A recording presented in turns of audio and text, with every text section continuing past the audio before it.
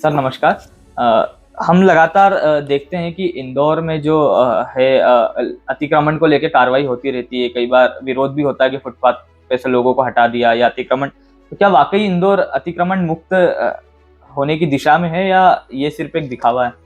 ये केवल दिखावा है। पिक एंड चूज की नीति है।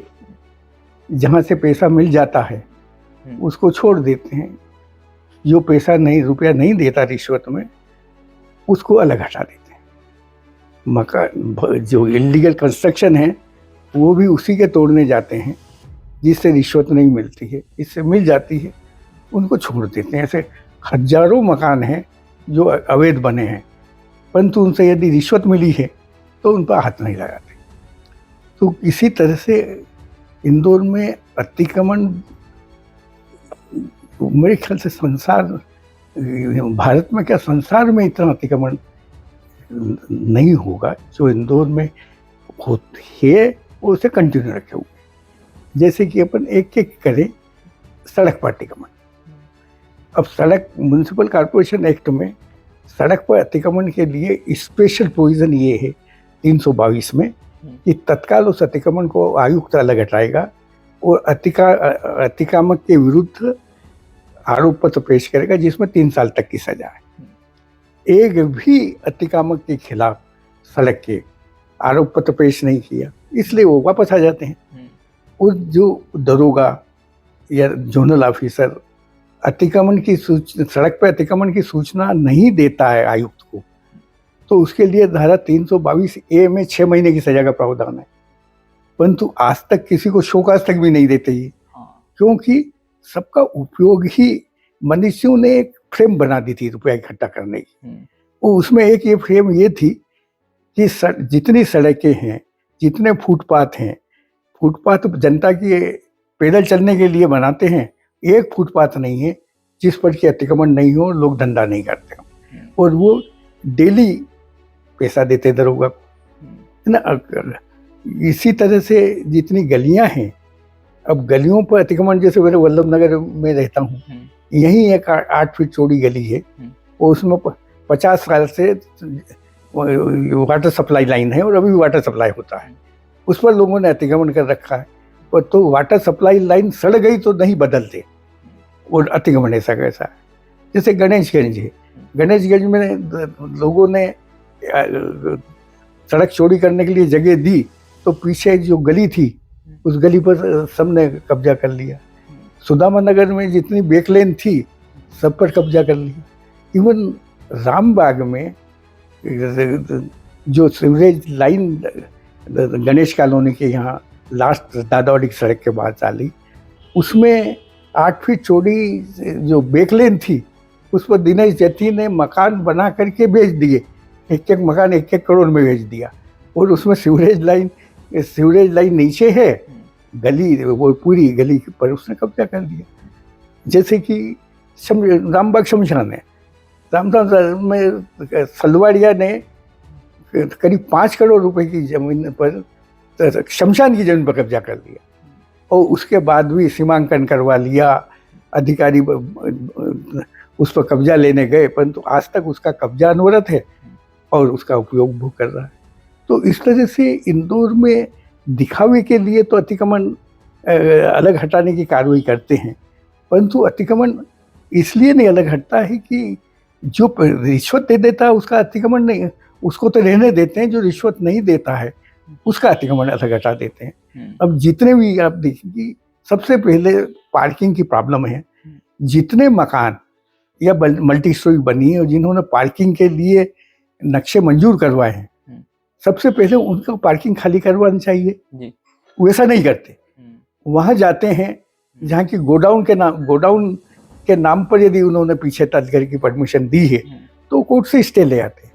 और जो लोग पार्किंग में वास्तव में MG रोड पर ही, जो बहुत सी बिल्डिंग ऐसी हैं जिनके पार्किंग मंजूर हैं और पार्किंग में दुकानें लग रही है, उनको हाथ नहीं लगाते। तो इंदौर में एक्चुअली पूरा जितने इंदौर नगर निगम के अधिकारी हैं, दरोगा हैं, भवन अधिकारी हैं, डिपुटेशन पाए हुए अधिकारी हैं, इन सबको चूंकि मासिक पैसा मिलता है, जैसे एक सम्राट होटल के पीछे 10,000 स्क्वायर फीट जगह बगीचे के लिए नगर निगम के पास है। उस पर सम्राट होटल वाला मैरिज गार्डन चलाता है, अपना अपना एमओ उसकी जगह, और जोनल अधिकारी जो भी होता है हर कार्यक्रम का पैसा उसे दे देता है और 10,000 स्क्वायर फीट वो कब्जा करके बैठा। तो इस तरह से अतिक्रमण इसलिए अलग नहीं हटता कि उस अतिक्रमण से करोड़ रुपए महीने की आय इंदौर नगर निगम के अधिकारियों को होती है और दरोगा से लेकर के कमिश्नर तक होती है और मासिक रूप से होती है। तो इसलिए दिखावे के लिए अतिक्रमण अलग हटाने की कार्रवाई करके और अपने गोदी, जिसे आप कहते हैं गोदी पत्रकार, उनसे न्यूज़ छपवा देते हैं ताकि और कोई भी पत्रकार ये आलोचना नहीं करता कि इसको जो पड़ोस को, इसको एक को छोड़ दिया और दूसरे को दिया। सब ये कहते हैं कि इन्होंने अतिक्रमण अलग हटा और दूसरे दिन वो वापस अतिक्रमण हो जाता है। मेरा अगला प्रश्न भी वही था कि अतिक्रमण आखिर हो कैसे जाता है और नगर निगम क्या कर रहा था, आपने उसका जवाब दे ही दिया। मेरी अगला प्रश्न ये था कि अतिक्रमण जो होता है इसको हटाने की कानूनन प्रक्रिया क्या है? अतिक्रमण की कानूनी प्रक्रिया ये है कि जहाँ तक सड़क का अतिक्रमण है वो तो तत्काल अलग हटा देना चाहिए और आरोप पत्र पेश कर देना चाहिए। तो सड़क में जितने फुटपाथ हैं सड़क का पार्ट है, अधिकांश गलियां हैं वो भी सड़क है। तो जितने अतिक्रमण हैं वो सड़क पर है और सड़क पर अतिक्रमण है तो उसके लिए स्पेशल प्रोविजन है। 24 घंटे का नोटिस देते हैं और 24 घंटे का नोटिस देकर अलग हटा सकते हैं और साथ ही आरोप पत्र भी पेश करना चाहिए जो नहीं किया जाता।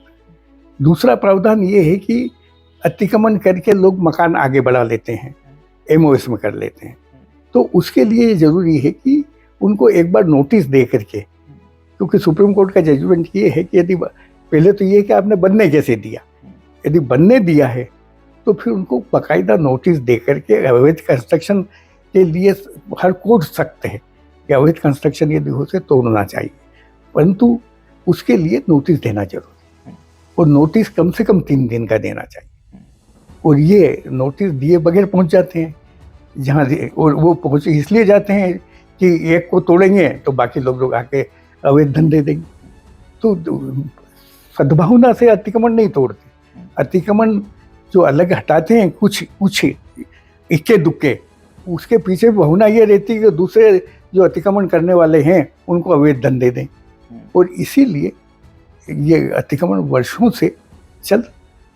आपकी एक सलाह क्या हो सकती है कि कैसे इस पूरे में प्रशासनिक पारदर्शिता कैसे आए ताकि शहर में अतिक्रमण ही नहीं हो, शहर अतिक्रमण मुक्त हो सके? इंदौर में इन नगर निगम में ऐसा कोई अधिकारी नहीं है जो ईमानदार है, ऐसा कोई पार्षद नहीं है जो नगर निगम से अवैध लाभ नहीं लेता, मेयर इन काउंसिल का ऐसा कोई मेंबर नहीं है जो कि इंदौर नगर निगम से अवैध लाभ नहीं लेता। और इसलिए इसमें तो खाली जनता को ही आगे आना पड़ेगा। पहले नागरिक मोर्चा होता था, नागरिक समितियां होती थी जो विजिलेंट होती थी, वो विजिलेंट होकर के और ये सब काम करवाती थी, परंतु अब तो जनता की कोई आवाज ही नहीं है। कलेक्टर धोस दे, किसी को गैस को डपट दे, जैसे कि वनोत्सव था, कार्यक्रम था, 80 लाख रुपए पौधों के लिए खाली गिनीज बुक वालों को दिए। अब गिनीज बुक वालों से का पैसा किससे दिलवाया? किसी बिल्डर से दिलवा दिया जिसको कि अवैध कंस्ट्रक्शन था, धोस दी, उसने पैसा दे दिया। तो इस तरह से ब्लैकमेलिंग में नीचे न केवल नगर निगम के लोग, कलेक्ट्रेट के भी लोग शामिल होते हैं और कोऑपरेटिव विभाग के भी होते हैं, और सभी लोग प्रीमियम देते हैं अपने उच्च अधिकारियों को इंदौर में पदस्थ रहने के लिए। और यदि कोई ट्रांसफर करवा के इंदौर में आता है तो वो पहले से तय करके आता है, उससे अंडरटेकिंग ले ली जाती है कि वो कितना रुपया हमको देगा। और इसलिए ये ट्रांसफर उद्योग भी इसीलिए पनप रहा। और जहाँ श्यामाचंद्र शुक्ला के समय 500 रुपये में ट्रांसफर मिडिल स्कूल तक के टीचर का होता था, आज 5 लाख रुपए में होता है। अच्छा, इतना फर्क हो गया है। और ये सब इस्टेब्लिश एक माफिया के रूप में इस्टेब्लिश हो। मध्य प्रदेश में चाहे कुछ भी कहा जाए, दिग्विजय सिंह की सरकार ने भी भ्रष्टाचार किया, परंतु शिवराज के समय तो ऐसा लगता था कि सरकार शिक्षा माफिया, भू mafia, builders mafia, transport mafia, ये लोग चलाते हैं। और ये जैसा चाहते हैं वैसे एक्ट अमेंड होते हैं, वैसे आदेश निकलते हैं, वैसे रूल्स बनते हैं। और इस तरह से अतिक्रमण में उतना ही योगदान मध्य प्रदेश शासन के उच्च अधिकारियों का है, सरकार का भी। क्योंकि जितनी अवैध कॉलोनियां हैं, वो अवैध कॉलोनियों में 10-10 फीट की, 15-15 फीट की सड़कें हैं, और लोग मकान 1000 स्क्वायर फीट पे 4-4 मंजिले मकान बना लेते हैं, कोस्टल बना लेते हैं। सर्वानंद नगर में 300 मकान है, वो सब एफआर से 10 गुना ज़्यादा बने, और अवैध है इसलिए तो वो चल रहा है। और सबसे दूसरा तकलीफ ये है कि आप लीगल मकान बनाओ या इलीगल बनाओ, नगर निगम अधिकारियों को जो फिक्स रिश्वत है हर वो देना ही है। आप लीगल बनाओ तो भी देना है, आप इलीगल बनाओ तो भी उनको कोई एतराज नहीं है। बस उनको रिश्वत जो है कि 1500 स्क्वायर फीट का प्लाट है तो 2 लाख, 2400 स्क्वायर फीट का प्लाट है तो 5 लाख, मल्टी स्टोरी है तो 50 लाख, बस रिश्वत दो, काम करो। ये एक कल्चर इंदौर में डेवलप हो गया है, और उसको अलग हटाने के लिए ऐसा लगता है कि कभी कोई यहाँ के युवक क्रांति करेंगे तभी इस तरह का अलग हटेगा। या जिस तरह से इमरजेंसी में हुआ था कि भ्रष्टाचारी या रिश्वत लेने वाले को मुंह काला करके गधे पर गांव में घुमा देते थे या मुंह काला करते थे, वैसी स्थिति यदि आए तो ही ये भ्रष्टाचार इंदौर का खत्म हो सकता, नहीं तो नहीं होता। बिल्कुल सर, जहां हमको लग रहा था कि शहर में सिर्फ अतिक्रमण है, लेकिन अब आपकी बातचीत से लग रहा है कि अतिक्रमण के अंदर भी घोटाला, जिसको हम अतिक्रमण घोटाला कह सकते हैं। तो इससे शहरवासियों को इस तरीके से जानकारी भी मिलेगी, और मेरा मानना है कि निश्चित तौर पर शहरवासी जागरूक भी होंगे, ताकि शहर से ये जो अतिक्रमण है वास्तव में खत्म हो सके। बहुत बहुत धन्यवाद।